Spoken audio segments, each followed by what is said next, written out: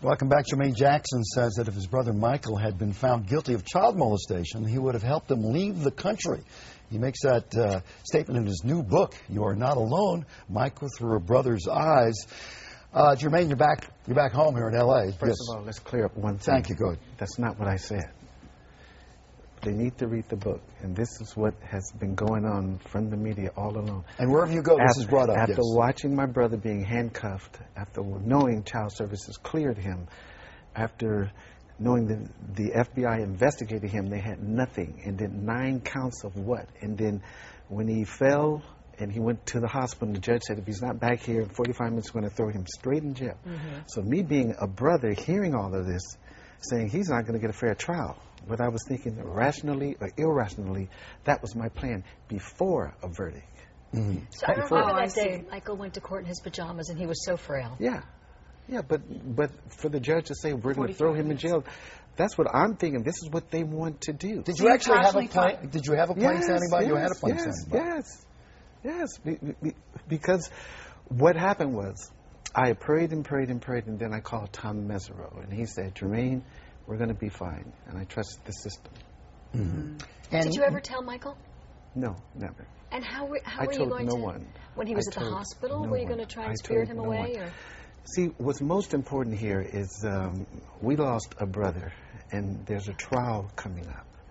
And I wrote this book to give a series of events that took place in his life that the public has been misled through the media, from everything, from A to Z. And it's very important now because they're going to try to paint my brother out to be this horrible person. We know who he is. I know it's documented. The truth is here. And so this is very important because I feel he deserves a true documentation of his life. Jermaine, for me, the most interesting parts of this book have to do with the family, have to do with your father, and your mother, and the impact on Michael. And you make an interesting comment about Michael. You say Michael saw the world through a child's eyes, even when he was older. The world sees Michael through adult eyes. So you had 2 different things going on. Yes. Explain more about that. We grew up in Indiana. There was nothing wrong with the families, kids, and everybody coming over and they making beds on the floor and cots and this and that, and nobody said anything. There was no words of abuse because everybody was having fun and eating popcorn and watching TV. It's just the demented minds today that take something. Michael, we slept in bunk beds, triple bunk beds. Tito and I at the top, Michael and Martin in the middle, Jackie at the bottom. So psychologically, that never left Michael's mind. It's like the children having fun. But do you understand there were yes, but it's the demented minds of people. There are hundreds. Check this out. Do you understand that when you're a child, that's okay. When you're an adult and you're sleeping with children that way, some other adults will perceive that as wrong. Listen to me. There were hundreds of families that went in and out of Neverland.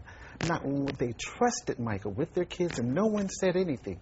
And even when the media knew the facts, and they would never report the facts, because I have nothing to gain from telling the truth. They have all to gain to lie because of ratings, so because of tabloids. They know it's in Chapter 17, Body of Lies. If you read that clearly, you see they knew the difference. Even in the first case, in the second case, they would not report it because Michael's the biggest star in the world, so these producers of these shows, they say this, say that. Having the facts, they don't want to give the truth. Like I said, I have nothing to gain by telling the truth. They have all to gain by lying. But what were some of the facts that you feel were distorted? The facts that they knew that these 2 cases were all about money. They knew that even when Michael was with the Chandler kid, he was with his mother and his sister. Sometimes. He gave the mother money, and he gave the sister and the son gifts. They never said he tried to seduce the mother. This was all planned. This was all planned. Read the book, and you will get a clear understanding. And I do not want to upset you, but let me just ask this one question. Was he sleeping in the same room with the mother? All of them were in the room. He was on the floor, and he shared his bed because he's thinking psychologically there's nothing wrong with this. You're looking at someone who's been around children who have incredible love for kids. What do I have to gain by speaking the truth? Nothing. It's my family. He's my brother. They have all to gain to lie. This whole trial that's going on right now with Dr. Conrad Murray, you know, if you look at it from the outside, you say, propofol is something that people use when they're in surgeries. How and why would he even have it to administer, to give to your brother? First of all, propofol is okay if it's in the right hands. If it's in the wrong hands, it's lethal. It's like a gun. I'll give you an example. Dr. Murray is a cardiologist. He's not an anesthesiologist. Mm-hmm. Big difference. Even if Michael asked for propofol, he only asked for it to sleep, not to die. Dr. Conrad Murray every doctor gives an oath. Their oath to the medical system is to take care of their patient or their client. I couldn't sleep. I get Ambien from my doctor. My doctor's not going to give me propofol. You know what I mean? So it's the doctor's fault. He should have said no. But at the same time, it wasn't over one moment or one night. This was a period of time. Because I explained in the book, Michael was having symptoms that he's never experienced before. Never. Half of his body completely cold, half hot. Him not knowing right from left. Him repeating himself. So you encountered this with Michael when you were talking to him? Toxic poison from propofol. Absolutely. So what the prosecution is, I'm sorry, what the defense is going to say is that Michael begged for it or demanded it, or even say whatever they want to say. The bottom line, we know in 2002 Michael had problems with pain. So Demerol. There wasn't no intervention, but Demerol did not kill my brother. Propofol did. Right. Let me ask so even if he's begging for it, it's a doctor's responsibility to say no. Is there responsibility as a doctor to say no? Yeah, because you're a huge star. What you're supposed to just say, okay, Jermaine, yes. Bigger question. Your relationship with your brother, you loved your brother. There were years and years when you didn't talk to him. It was up and down, but always loving, right? Were you, how can I put this? In some way, were you not surprised that Michael met a premature death, whatever way that it was? No. We put it like this. Michael was fine. He was fine. He was looking forward to these shows. There were no symptoms. Even the autopsy report says that there was no self-administration. Even before the visit shows, he was healthy. We saw him May 14th. He was ready. He was ripped. He was excited. He had a 5-year plan after this. But when you were saying his body was hot and his body was cold, those are symptoms. These are symptoms that they were giving to him more than 1 or 2 or 3 or 4 days. So when you have this in your system so much, this is what happened.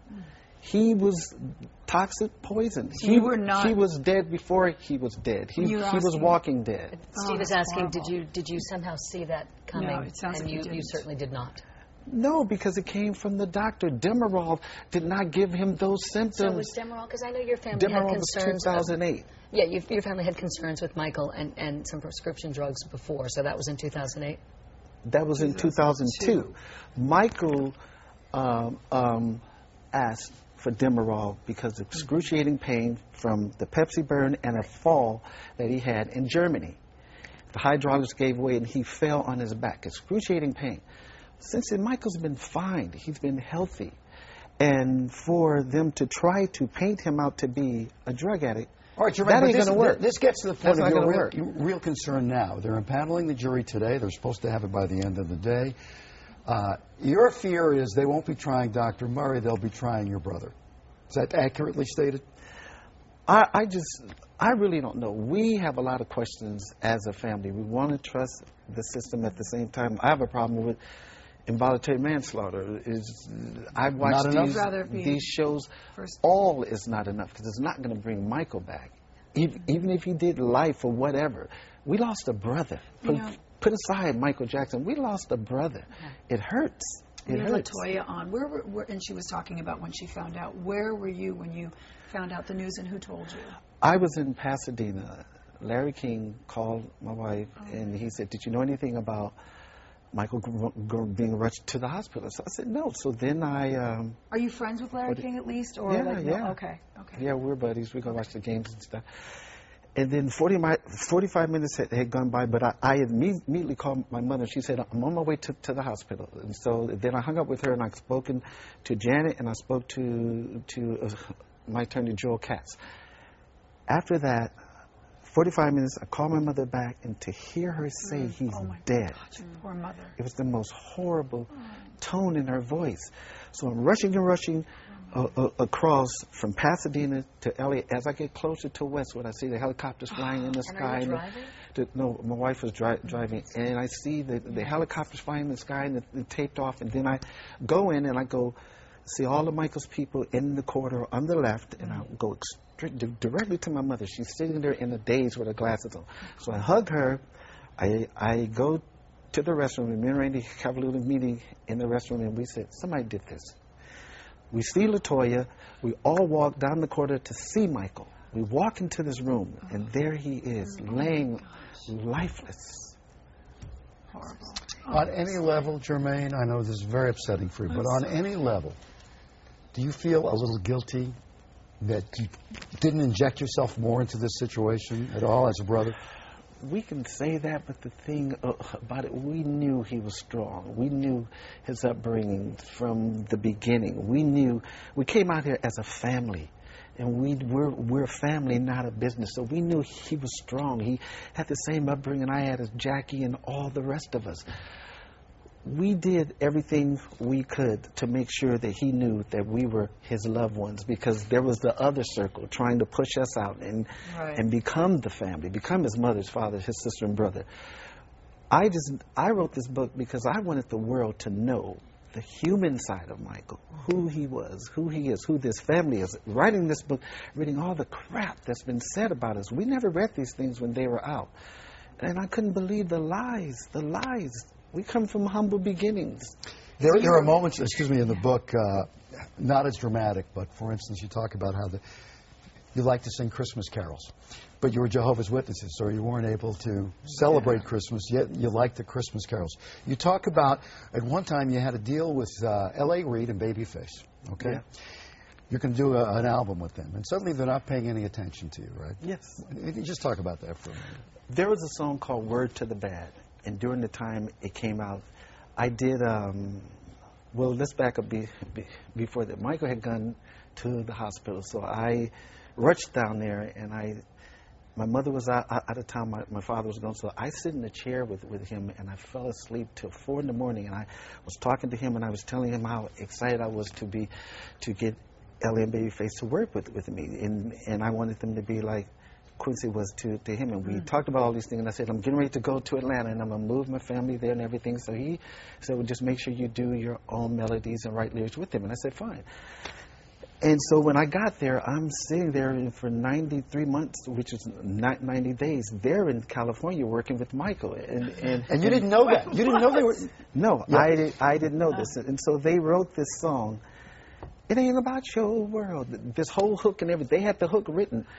And then, so I was upset at my brother because I called back here, which is 3-hour difference, and I was on the phone till 3 in the morning because I wanted him to meet with Stan Margulies during the time because he had 17 hours of King Tut, and I wanted Michael to play King Tut, and I never got a call back. So it was a combination of me being upset and then them being upset because somehow Bruce Woodin was his engineer, so they couldn't sit behind the board with him, so they got upset, and they wrote this hook. And then they came back and wrote the lyrics. The lyrics that were written, I didn't write those lyrics about once you were made, you changed your shade, was your color wrong. So I called my father-in-law during the time, Barry Gordy, and he said, and he always gave me the right advice. He said, did you write the lyrics? So I said, no. He said, did you sing it? And I said, yes. He said, you got to take full responsibility. And Barry Gordy says that. Yes, I took full responsibility for it. I went on CNN and all the things, and I said, I sung it. Since then, Michael and I got together, and we had a meeting with my mother and father there, and we straightened everything out. But I was just telling him, you've been away from the family for 5 to 8 years. We've got to stick together. That's and what in that a was family, all there's about. always going to be ups and downs and ugliness. But Michael and your mother, I believe, were always close. They were always, because we knew everything that was going on with Michael through my mother. Because she stayed in contact with him. And now she has the children. How are the kids? They're not children anymore. And how's your mom doing? The kids are fine. I saw Prince in Paris and Blanket yesterday. Paris is beautiful. She's Prince is beautiful, gorgeous, yeah. And your mom is doing so is Blanket. Yes, she's dealing with it. She's a strong woman. Yeah. Jermaine, thank you for spending all the time with us. Jermaine's going to sign copies of his book tomorrow afternoon at 12:30 at Vroman's in Pasadena.